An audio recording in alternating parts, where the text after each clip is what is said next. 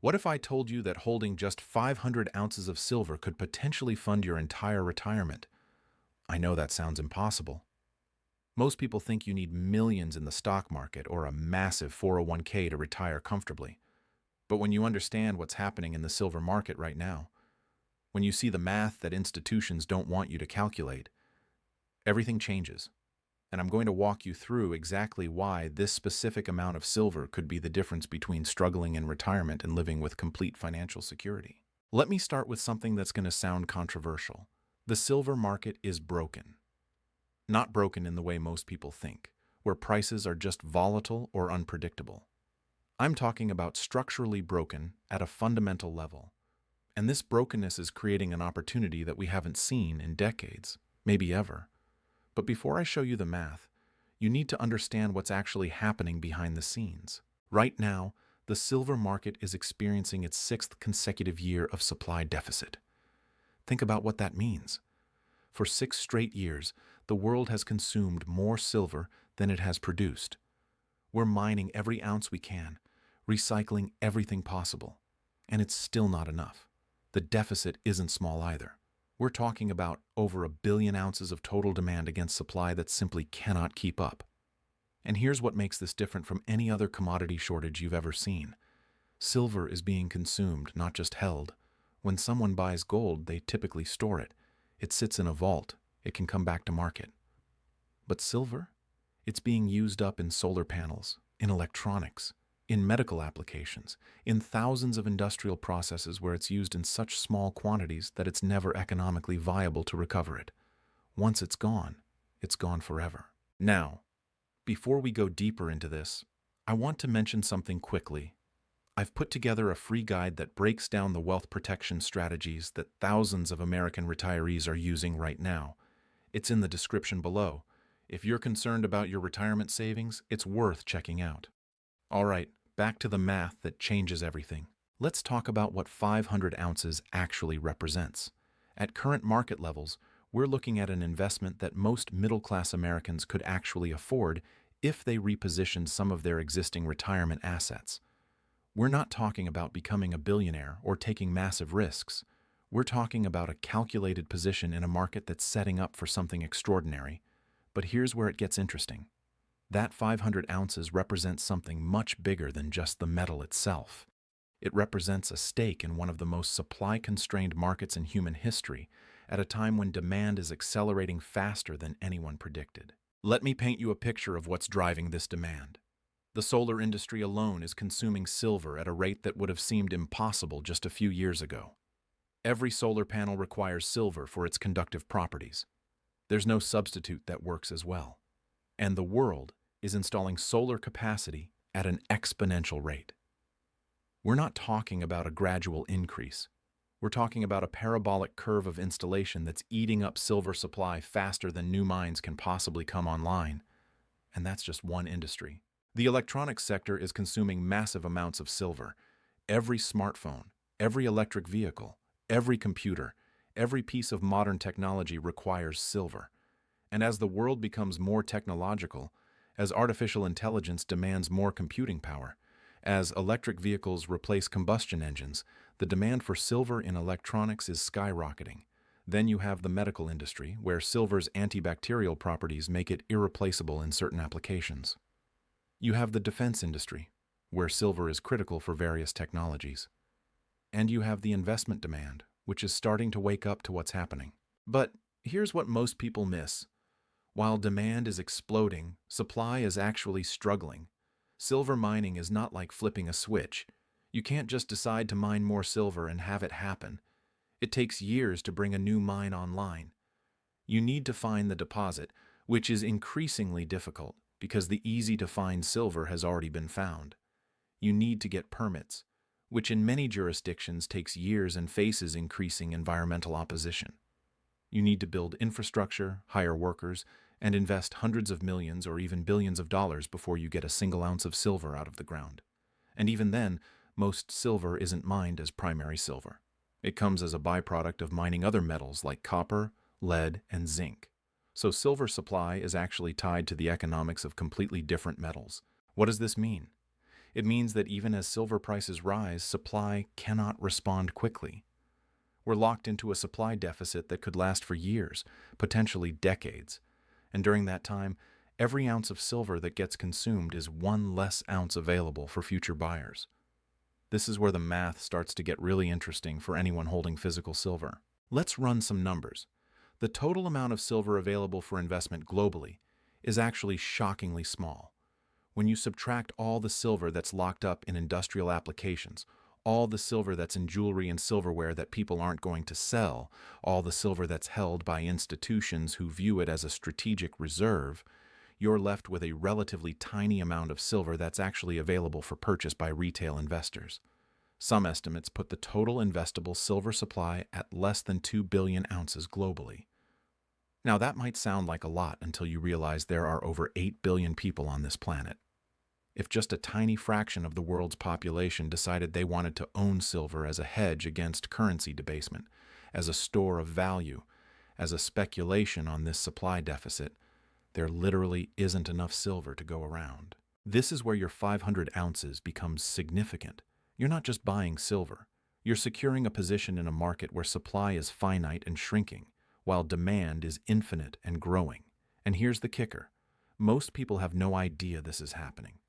The average person on the street couldn't tell you the first thing about the silver market. They don't know about the supply deficit. They don't know about the industrial demand. They don't know that central banks around the world are quietly accumulating precious metals as they lose faith in the fiat currency system. They're completely in the dark. And that creates an opportunity for those who do understand what's happening. Now, let's talk about the retirement math specifically. Why 500 ounces? Why not 100 or 1,000? The answer comes down to a realistic assessment of where silver prices could go based on historical precedents and current market dynamics. We've seen silver hit highs in the past that, when adjusted for inflation, would put silver well into triple digits per ounce in today's dollars. We've seen silver to gold ratios that would imply silver prices many multiples higher than where we are now, and those historical moves happened without the kind of structural supply deficit we're seeing today. They happened without the massive industrial demand we have now. They happened in a world that used far less silver than we do today. So what happens when you combine a historical precedent for explosive price moves with a current market structure that's even more bullish than anything we've seen before? You get a setup where 500 ounces of silver, purchased at current levels, could potentially be worth enough to fund a comfortable retirement. I'm not talking about getting rich quick. I'm talking about a strategic position in an asset that has thousands of years of history as money, that has unique industrial properties that make it irreplaceable, and that is currently trading at levels that don't reflect the reality of the supply-demand imbalance. Let me give you a specific scenario. If silver were to return to its inflation-adjusted all-time high, we're talking about a multiple of current prices that would turn 500 ounces into a six-figure position. If silver were to reach the kind of prices that the supply-deficit mathematics suggest are possible, where industrial users are competing with investors for a shrinking pool of available metal, we're talking about even higher multiples. And if we see any kind of monetary crisis, any kind of loss of confidence in fiat currencies, any kind of flight to hard assets, silver historically moves faster and further than almost any other asset. It's more volatile than gold, which means it has more upside potential in a bull market. But here's what makes this different from just speculation. Silver has utility. It's not just a bet on price going up. It's a position in a metal that the world actually needs and is consuming at an accelerating rate. If you're wrong about the monetary crisis, if you're wrong about the investment demand, you still have a metal that industries desperately need and are willing to pay increasing prices for. You have a floor under your investment that doesn't exist with purely speculative assets. And you have an asset that's been recognized as money for thousands of years, that has intrinsic value, that can't be printed or created out of thin air by central banks. Now, I want to address something important here. This isn't about putting all your eggs in one basket. This isn't about liquidating everything and going all in on silver. This is about understanding that a strategic position in physical silver, specifically around 500 ounces, could serve as a powerful hedge and potential wealth builder within a diversified retirement strategy. It's about recognizing that the traditional retirement advice of stocks and bonds might not be sufficient in a world where currency debasement is accelerating, where debt levels are unsustainable, where the very foundations of the financial system are being questioned. Speaking of retirement protection, if you're sitting on $100,000 or more in retirement accounts, you might want to look into how precious metals can fit into your retirement strategy. I've put together a comprehensive guide on gold IRAs and how you can get physical precious metals into your retirement account without tax penalties. It's in the description. It covers everything you need to know about protecting your retirement savings with tangible assets. Worth checking out if this is relevant to your situation. Now, let's talk about what happens next in this silver market. The mechanics of how this plays out are fascinating. Right now, most silver trading happens on paper markets. The COMEX, the London Bullion Market. These are places where massive amounts of silver are traded without any physical metal actually changing hands. It's all contracts, all promises to deliver silver at some point in the future. And the amount of paper silver that trades dwarfs the amount of physical silver that actually exists. Some estimates suggest that for every ounce of physical silver, there are hundreds of ounces of paper silver claims. This works fine as long as everyone's happy trading paper. But what happens when people start demanding physical delivery? We've already seen glimpses of this. There have been moments where the premium for physical silver over the paper price has exploded, where you couldn't find physical silver to buy at any price, even though the paper price said silver was cheap, where mints around the world were sold out, where dealers had waiting lists, where the disconnect between paper and physical became impossible to ignore. And each time this happens, it reveals the fragility of the paper-silver market. It shows that the emperor has no clothes, that the promises of delivery are backed by far less physical metal than the contracts suggest. Now, imagine what happens if this disconnect becomes permanent. If investors lose faith in paper silver and demand physical metal. If industrial users, worried about supply, start stockpiling physical silver instead of relying on just-in-time delivery. If countries, concerned about supply chains and strategic resources, start building physical silver reserves. The amount of physical silver available for purchase would evaporate almost overnight, and your 500 ounces sitting in your possession would suddenly be worth far more than the paper price suggests because you'd have something that people desperately want and can't easily get. This is already starting to happen in slow motion. The premiums for physical silver have been elevated for years now. The disconnect between paper and physical has become structural rather than temporary. And the longer this continues, the more people wake up to the reality that paper promises aren't the same as physical metal in your hand. When this realization goes mainstream, when the average investor understands that the silver market is fundamentally broken, that's when we could see price moves that make historical silver bull markets look tame by comparison. Let's talk about the geopolitical dimension of this. Silver isn't just an investment or an industrial metal. It's increasingly being recognized as a strategic resource. Countries are starting to understand that in a world of supply chain disruptions, in a world where access to critical materials can be weaponized, having domestic supplies of essential metals like silver is a matter of national security. We're seeing countries implement export restrictions. We're seeing strategic stockpiling. We're seeing a shift away from the globalized just-in-time supply chains that dominated for decades. And silver is right in the middle of this shift. China, for example, has been a massive producer and consumer of silver. They're also the world's largest installer of solar panels. They're electrifying their vehicle fleet faster than any other country. They need enormous amounts of silver. And they're not stupid. They understand the supply dynamics. They understand that silver is undervalued relative to its strategic importance. So what are they doing? They're securing supply.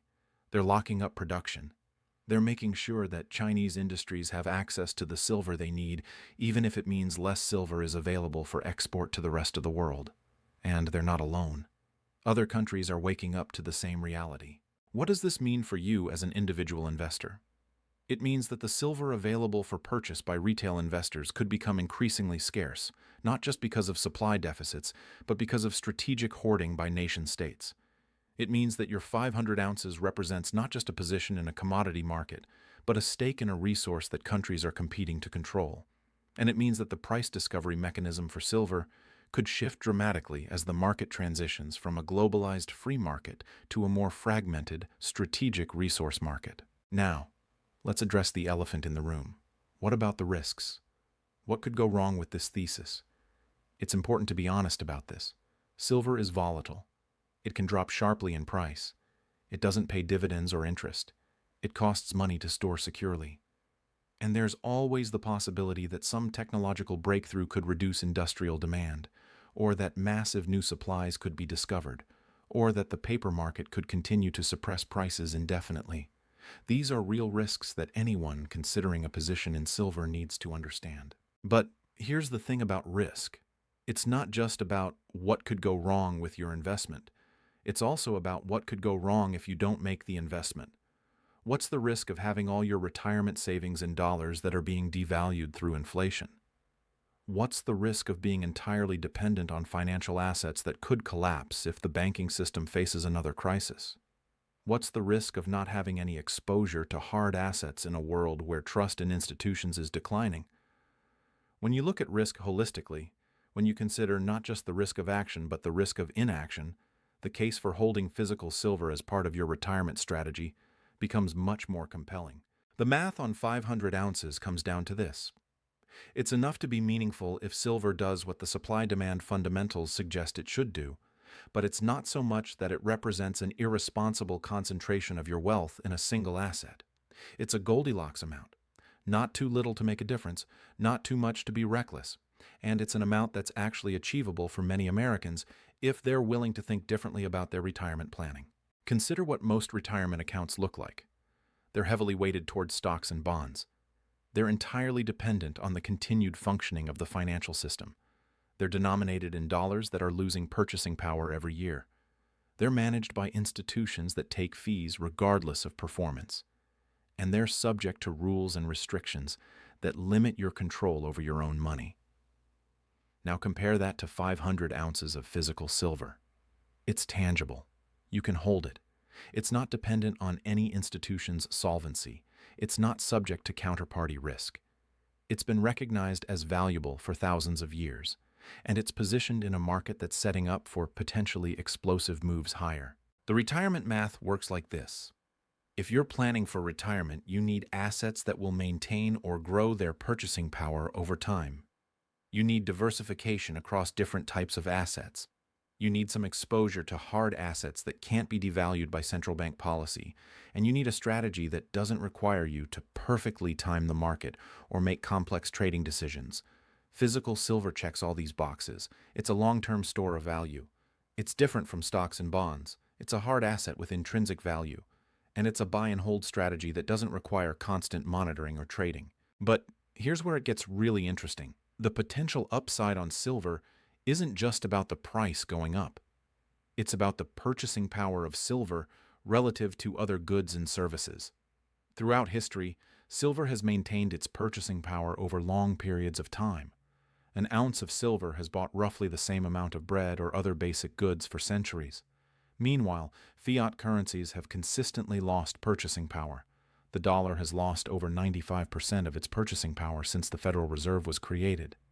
So when we talk about silver going up in price, we're really talking about the dollar going down in value. And silver maintaining or increasing its purchasing power relative to the goods and services you'll need in retirement. This is why 500 ounces could potentially fund a retirement. It's not just about the nominal price of silver going up. It's about silver maintaining its purchasing power while everything denominated in dollars loses value. It's about having an asset that will still be valuable decades from now, regardless of what happens to the dollar, the stock market, or the banking system. It's about true wealth preservation in an era of unprecedented monetary experimentation. Let me give you a historical perspective that drives this home. In the late 1970s, silver went from around $5 an ounce to $50 an ounce in just a couple of years. That's a 10 times move. And it happened in a market that was far less supply constrained than today's market. It happened without the massive industrial demand we see now. It happened in a world where silver was primarily an investment and monetary metal, not a critical industrial commodity. Now imagine what could happen in today's market, where we have all the investment demand potential of the 1970s plus massive industrial demand that didn't exist back then, plus a structural supply deficit that's unprecedented, plus geopolitical tensions that are driving strategic stockpiling. The potential for explosive price moves is actually greater now than it was during silver's most famous bull market. And here's something most people don't realize. During that 1970s bull market, silver actually outperformed gold. The gold to silver ratio, which measures how many ounces of silver it takes to buy 1 ounce of gold, compressed dramatically. Silver moved faster and further than gold in percentage terms. And there's good reason to believe this could happen again. Silver is more volatile than gold. It has a smaller market. It's easier for investment demand to move the price. And it has the added catalyst of industrial demand that gold doesn't have. So if we see another precious metals bull market, silver could potentially deliver even better returns than gold, which itself has been hitting all-time highs. Now, let's talk about the practical aspects of actually holding 500 ounces of silver. This isn't a small amount of metal. Silver is dense and heavy. 500 ounces is over 30 pounds of metal. You need to think about storage. You need to think about security. You need to think about insurance. These are real considerations that anyone building a position in physical silver needs to address. But they're also manageable considerations. There are secure storage options available. There are ways to insure your holdings. And the peace of mind that comes from owning physical metal, from having wealth that's not dependent on any institution, is worth the extra effort required to store and secure it properly. Some people choose to store their silver at home in a safe. Others use bank safety deposit boxes. Still others use private vault storage facilities that specialize in precious metals. Each option has pros and cons. Home storage gives you immediate access but requires good security. Bank safety deposit boxes are secure but might not be accessible during a banking crisis. Private vaults offer professional security but involve trusting a third party. The right choice depends on your individual circumstances, your risk tolerance, and your specific concerns about different types of risks. But here's what's important. The fact that you have to think about these practical considerations is actually a feature, not a bug. It forces you to really think about what you're doing. It makes you engage with your investment in a way that clicking a button to buy stocks doesn't. And it creates a psychological barrier to panic selling. When silver prices are volatile, when they drop sharply in the short term, the fact that you'd have to physically go retrieve your silver, transport it, and sell it to a dealer creates a natural cooling off period. It prevents the kind of emotional, impulsive decisions that destroy wealth in traditional markets. Let's talk about the tax implications, because this is important for retirement planning. Physical silver is treated as a collectible by the IRS, which means it's subject to a higher capital gains tax rate than stocks if you hold it in a taxable account. But there are ways to hold precious metals in tax-advantaged retirement accounts. You can set up a self-directed IRA that holds physical precious metals. You can roll over existing retirement accounts into a precious metals IRA. And you can potentially get the same tax advantages you'd get with traditional retirement accounts while holding physical metal instead of paper assets. This is something worth exploring if you're serious about making precious metals a significant part of your retirement strategy. The beauty of the 500-ounce target is that it's specific enough to be actionable but flexible enough to adapt to individual circumstances. Maybe you start with 100 ounces and build up over time. Maybe you're in a position to acquire 500 ounces all at once. Maybe you decide that 300 ounces is the right amount for your situation, or maybe you go for 1,000. The specific number isn't magic. What matters is understanding the thesis, understanding why silver is positioned the way it is, and making a conscious decision about whether and how much exposure you want to this market. And here's something crucial. This isn't about market timing. You don't need to catch the exact bottom. You don't need to wait for the perfect entry point. If the thesis is correct, if silver is heading significantly higher over the coming years due to structural supply deficits and increasing demand, then buying at current levels and holding for the long term is a winning strategy. Sure, you might be able to buy a bit cheaper if you wait for a pullback, but you also might miss the move entirely if prices take off before you act. The key is to start building a position and to think in terms of years, not days or weeks. One of the most powerful aspects of physical silver as a retirement asset is its lack of correlation with traditional financial assets. When stocks crash, silver doesn't necessarily crash with them. In fact, during times of financial stress, precious metals often move inversely to stocks as investors flee to safety. This means that holding silver can actually reduce the overall volatility of your retirement portfolio. It provides a hedge against the exact scenarios that would devastate a traditional stock and bond portfolio. And in retirement, when you can't afford to lose a significant portion of your wealth right when you need to start drawing on it, this kind of protection is invaluable.